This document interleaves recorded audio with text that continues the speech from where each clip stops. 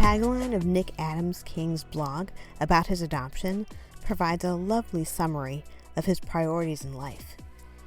"I've done some pretty cool things," he states, "but nothing's as cool as creating our family." Nick was kind enough to talk to me recently about how adoption works in the UK where he lives, and he lets me in on some of the ups and downs he has experienced building a loving family with his husband, this time on Adoption Uncovered. Can you walk me through your system and how it works over there? Okay, so the important thing to, I suppose the big difference is that the system here, there is no private system here. Okay. It is entirely state controlled, as in governmental control. If I use the word state, it's not your North Carolina state, it's the government. So it's government controlled, and it is managed at the level of what you would consider to be a state level, which is the upper tier of local government. The process basically requires you, if you wish to adopt, you have to be approved by the government as an adopter. In our case, we've adopted twice. So we've got a son who is now 16, and he was almost 4 when we brought him home. So we adopted him in 2009. And we have a daughter who's 12, who we brought home in 2012, and she was 18 months old when we brought her home. Interestingly, the system changed slightly in between the two processes, but the principle was the same, which is that you need to be approved as an adopter, and so that approval comes from your local council, your local government. So you have to apply, and you are assessed by social workers. You have to go and do training, and you're trained in everything from your expectations of care through to the kind of backgrounds that children will be coming from, about attachment theory, about theraplay, about you're given all the tools, and you're told, and you're given the details of where to go to look for help and for advice and so on. And generally what happens is that you're then given a support package as well post placement of a child that supports you through the first 2 to 3 years. And then there is a national scheme called the Adoption Support Fund, which enables you to access further support later on if you run into, things can go fine for a few years and then something happens. And the reason all of that is in place as well is that the children coming into the system for adoption are equally coming through the state. They're coming through the governmental system. So virtually all children placed for adoption in the UK have been taken from birth families as a consequence of neglect or of abuse, or stuff has happened to them which has meant that the state has intervened and said that it is in their best interests that they should be removed from their birth families and they should be placed for adoption. And there are a few children that are called relinquished children. So that's where people have had people have babies, but they don't feel able to look after them. They're very few and far between. And then there is the occasional orphan, but in those cases, normally family will pick them up, if that makes sense. Mm-hmm. And there's a separate kind of process called special guardianship, which enables families to pick up children in those circumstances, and also in circumstances where the state has stepped in and said, we don't think you, the parents, can look after this child, but is there somebody else in your family that can look after them? And there's a state-sponsored system to kind of allow family members to take the children of other family members to look after them. So it's all very regulated, and it all goes through the court system. And it's the good thing about it is that it's as an adoptive parent, you are given loads of training, you're given loads of advice. You then need to go through a process of being what's called approval by what we have as an adoption panel. So each area, each local government area has an adoption panel that it comprises social workers, people who have been adopted, so adopted adults, adopters, and other people that must have a link to adoption. So I chair an adoption panel. I chair an adoption panel for an area that comprises two local government areas called Dorset and Bournemouth Christchurch Poole, which is an urban area of 3 cities that have been linked together. And we have people who have been adopted, all those people, also psychotherapists, people who work in pediatric doctors who work with adopted children, psychologists, and the range of people that we have on the panel ranges from people in their 70s down to a 21-year-old adopted adult who, she's just come out of university and is doing that. So having gone through all the training, you then have to, your report is put to the adoption panel. Those people then interview you at a meeting and then vote on whether you should be approved. And if you're approved, then you can be matched with a child.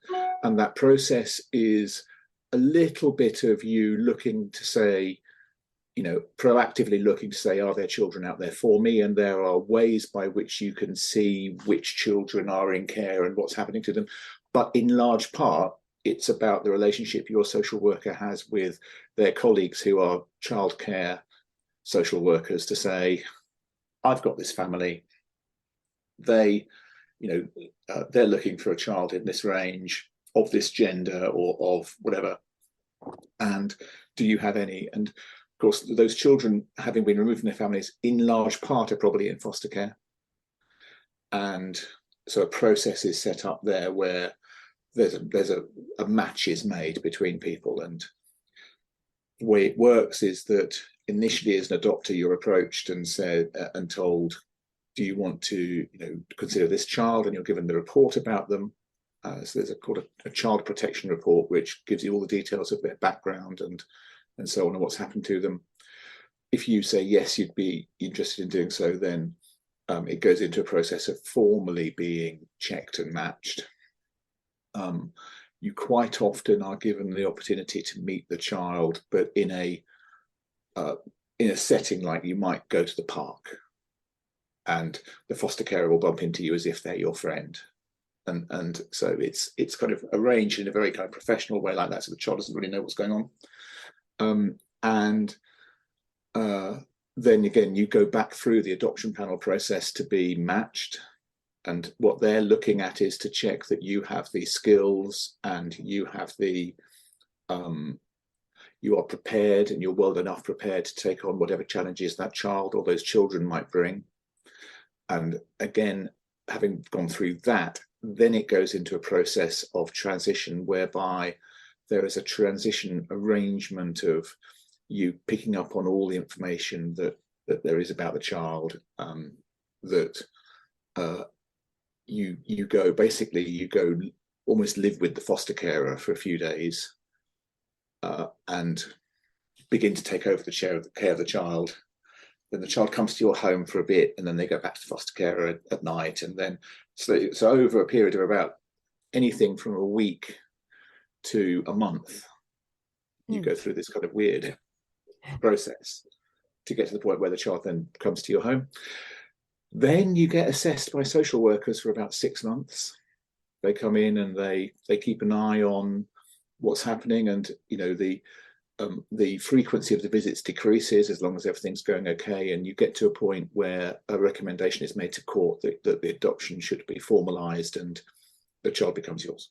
It's quite a good system in terms of giving you loads of preparation and loads of support through it. And as I say, for those first 2 or 3 years, you have direct contact with your social worker, and they can help put stuff in place for you.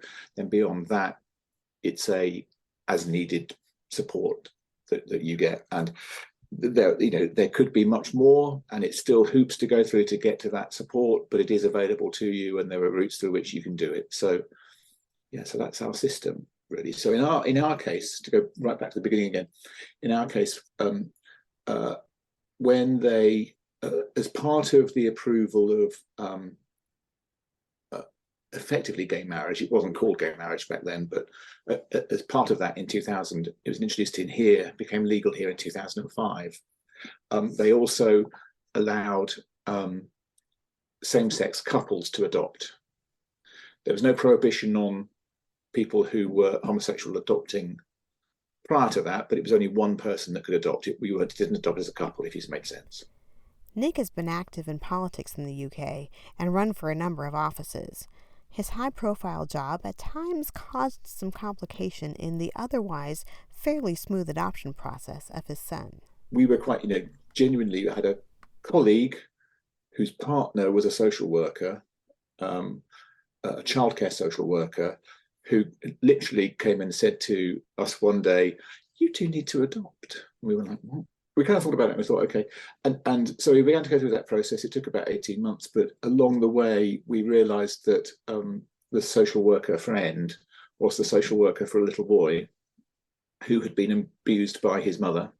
Oh. And so for whom they were looking specifically to say, because he said to them, "I'd like two daddies, I don't want a mummy." So we were the first male couple to be approved in our part of the country, not in the UK, but in our bit of England, on the south coast. We were the first male couple there, and it turned out that was Matthew, and that process I've told you about is what we went through to get there. Then after a couple of years, they went, "Oh, you two have done a quite good job," and so then we got Megan. Does it normally go smoothly for most people, and especially No. most? Yeah, no. So at the time, so I'm, as you probably gathered, I'm a politician here. I noticed that, yes. Yeah, so I'm kind of, and I was back then as well. Okay. In fact, that was quite created quite a hurdle for us because I was quite well known, and obviously there's a degree of confidentiality around what you do and how you get matched up. So that was quite challenging for them because they weren't sure how to kind of manage this. There was also the press interest of going, "Oh, hang on a minute, this he's a politician and he's going to adopt." And so, and that leaked out as part of an election campaign, which wasn't very helpful. It just created them with challenges to go, "Well, hang on a minute, we need to be really careful about this because we don't want to be seen to be giving him kind of any favors as a consequence of who he is." Mm-hmm. So there were challenges of that. It has helped, I think, in the respect that I've been able to navigate the system because I understand what it's like. But I would equally say that much of it's to do with us being very lucky and having a very good social worker and having very good social workers work with us all the way through, and working in an area where the local government has invested in childcare and children's services very heavily over the years, more so than perhaps in other areas. It's been very well organised in providing that support, and so it's more through luck than judgment. It does, and I think in my experience, for the vast majority of people, it goes like it has for us. But when you're being considered for a match with a child, they suggest that you sort of have a bump into meeting with them and do that. So we'd been matched and we'd gone through adoption panel and they'd matched us up, but they'd said to us, "Okay, well, why don't we arrange for you to see him?"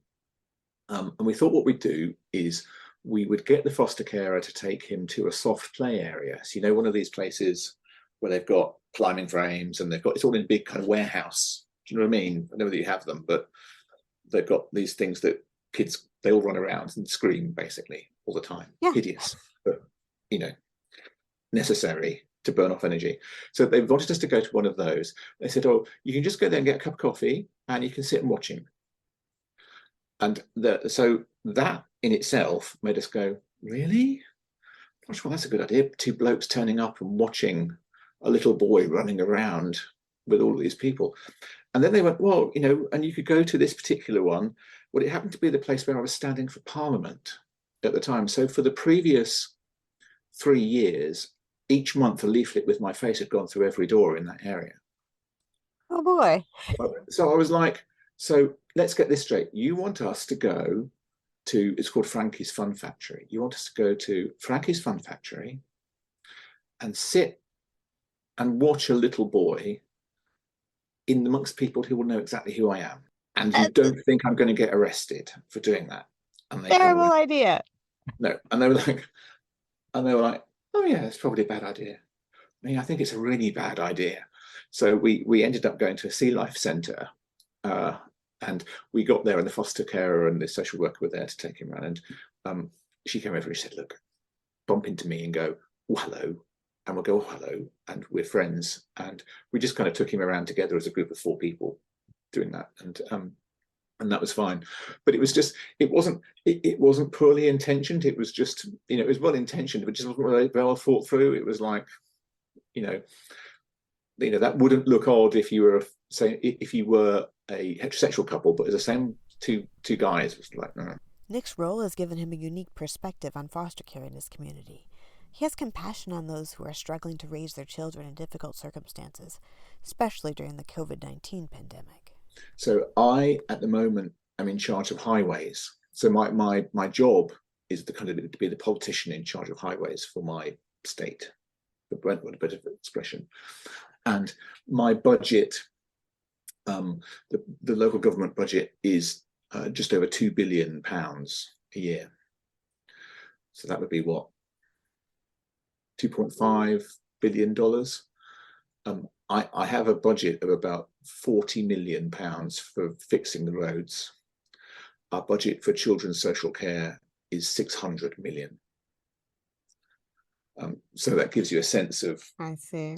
Each child in foster care costs the state per year around £75,000.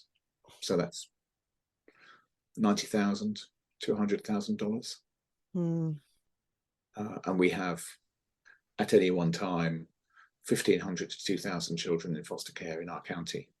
So, are those numbers going up or down, or pretty much stay the same? They've gone up. They've gone up substantially since the pandemic.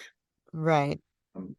They went up by about 20 to 25% through the pandemic period.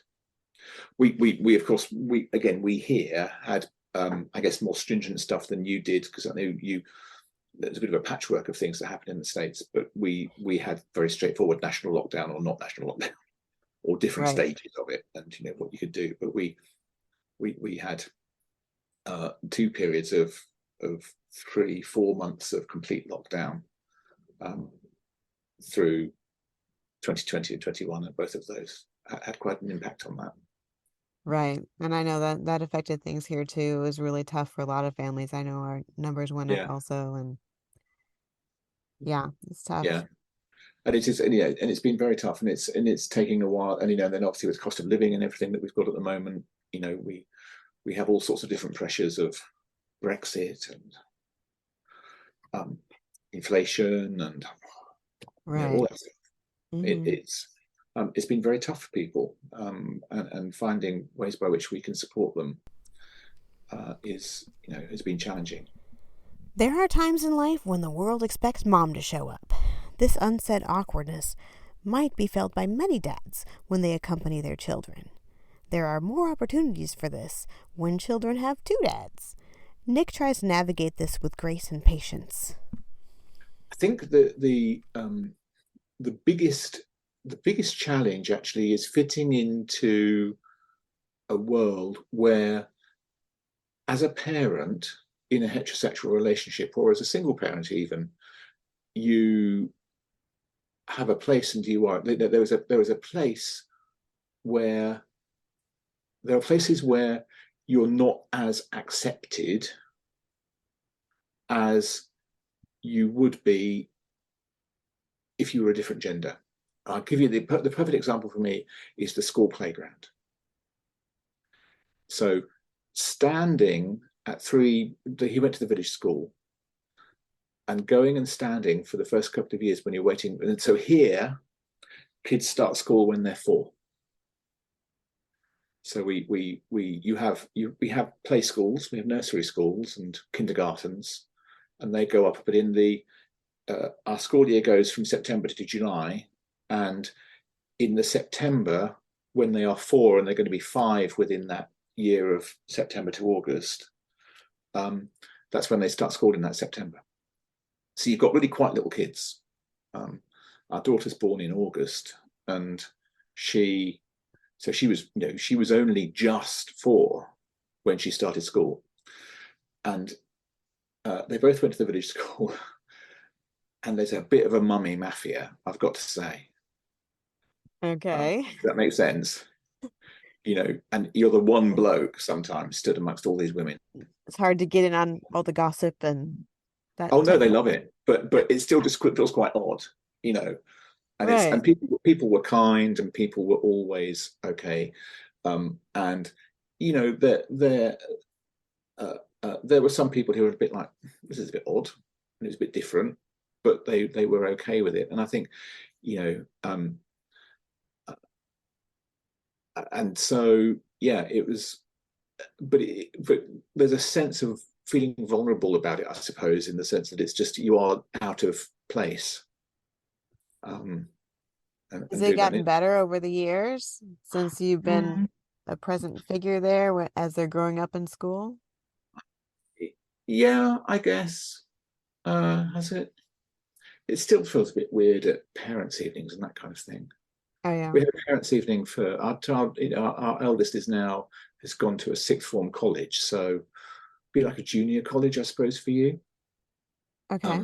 I know junior college is kind of 18, isn't it? There, 17, 18. Yeah, it works weirdly. We have middle school and we have elementary, middle school, high school, and then you go to some sort of college, like Yeah. a So here, your exam points are 16, then 18, and you can either stay in school system to do your 16 to 18, or you can transfer across to a college. And he's gone to a college okay. because a more sort of free environment was the better place for him.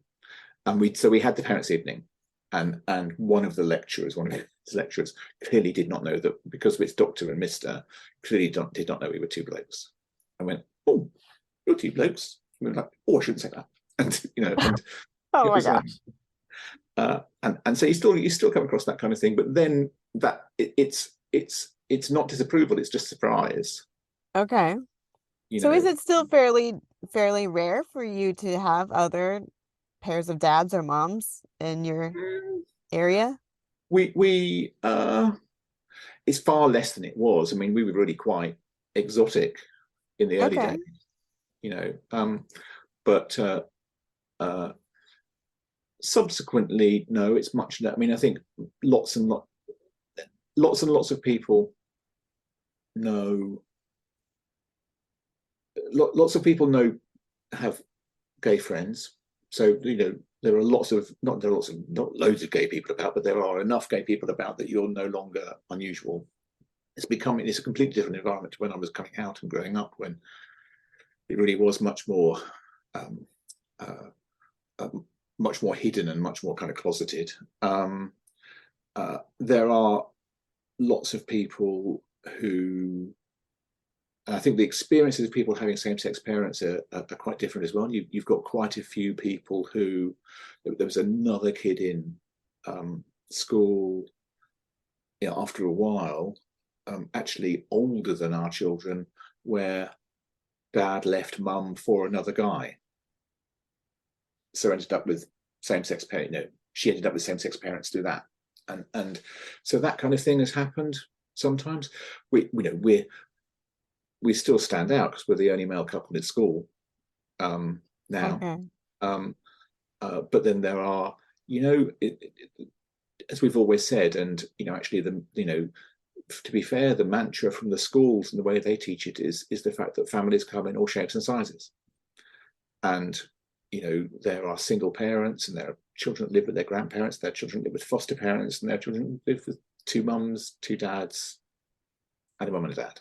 and it's, and family just looks different for different people, and it's not always going to be the same, and it's not always going to be the same through your life. It might change as well, and that kind of process of saying that to children, I think, has helped. And certainly, our son, both children are quite resilient to it in the sense of not really commenting upon it and not being an issue for them. They don't go running around going, "We've got two dads," but equally, when people find out, when their peers have found out, it's attracted interest. But there's greater interest in the fact that we're not their biological parents than the fact that we're two blokes. Nick and his husband have tried to be sensitive to how the experience of their adopted kids may differ from what they expect. Actually, from our kids' perspective,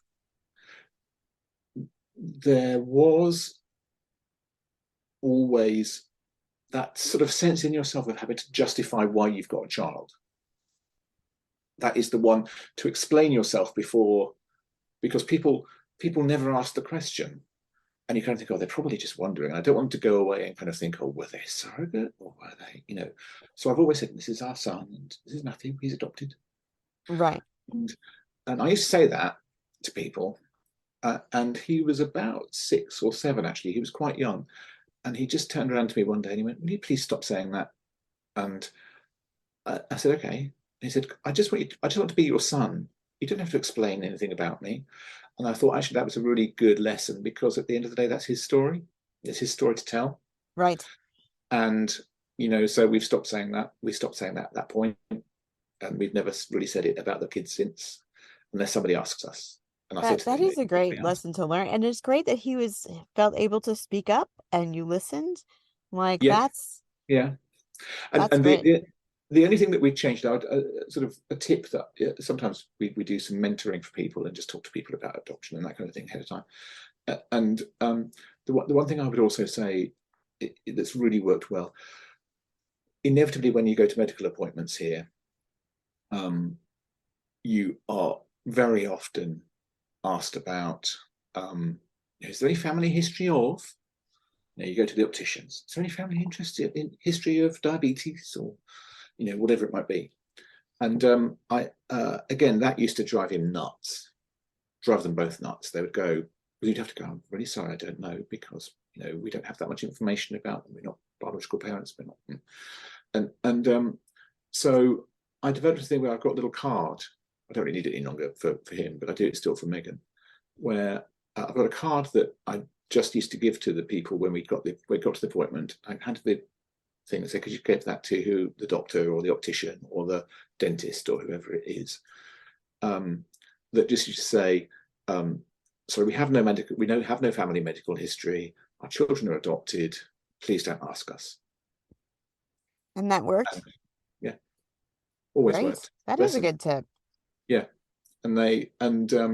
So we've never had, so that stopped that whole kind of embarrassment for them, because you'd end up in this whole kind of conversation then about, "Oh, sorry, we don't really know," and then somebody go, "Do you really know nothing?" And we go, "No, we know nothing. We have no medical report about birth parents." And so that kind of thing, was the only thing I would say that would be substantially different, perhaps, in terms of the parenting experience that we had from a heterosexual adopted family as well. Right. Nick would like to see the system provide better support for adoptive parents and others who interact with adopted children. As an adopter, I look at it and go, we really must provide more support for adoptive parents, because it's just not good enough. And that support doesn't need to be direct intervention. It needs to be education of the people who are around you. So education of schools, of teachers. The number of times I've had to go in and explain the influence of neglect on our children, and how the whole kind of learning shame thing has impacted the way they react to authority and they react to stuff. For example, I have to do that every year with their next school teacher, and so you end up, over the years doing that a lot. And I think if there was greater education and greater support given to the professionals who work with children, that would be a massive help to the system. So there was greater awareness. But of course, I see it from the other side to go, do you know what? There's not the money to do it. How could we afford to do that with people? And so that's always going to be a tension that is always there, isn't it? And I'm sure that's something that is global. It doesn't matter where you are or which country or what you're in. There's still going to be that kind of challenge of you could always do more, and you could always Right. want more. Well, I feel like too the impacts of these things on adopted kids, it's almost like we're still learning about those things. So, Mm, and it's not only adopted kids, there's a lot of kids who experience trauma. So hopefully maybe in the future there will be more education of yeah, teachers and professionals as we learn more about it yeah, and react correctly to it. So, yeah. but I think that's so. Yeah, yeah. it's always something we could do better, and you can do things better by committing more resource to them. Of course, you can. You always can. You know. Yeah. So But it's good. I think it's good to put it in words, the things that can be done better, because that's how you are able to start addressing them, right? yeah, To, yeah, and it's how you build awareness of them. And I think if you give people practical examples as well, you know, hmm if you turn up and say, if you turn up in front of a bunch of people who are setting a budget about something, and go, I need more support for therapeutic training or therapeutic input, they'll go, yeah, this is somebody asking for something else. But if you turn up and go, if you gave me some more money to do this, this situation would not have occurred, or this situation will not repeat itself. That's far more impactful. So talking about it is really worthwhile.